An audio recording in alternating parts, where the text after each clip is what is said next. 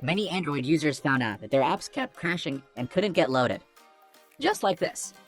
But luckily, after searching on Twitter and Reddit, I found an easy way to get this issue solved. Let's check it out. The reason your apps keep crashing do have something to do with this app called Android System WebView. Here are two ways to uninstall its update. You can go to Google Play Store and search for Android System WebView. Here it is. What you need to do is to tap on uninstall, and everything will be alright. You can also go to Settings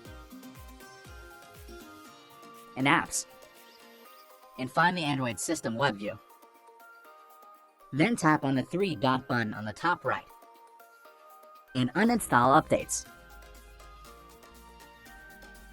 And go on with the OK button. No matter which method you use, after uninstall the updates, you need to restart your Android. When it reboots, you will find that this time, all the apps become normal. That's it.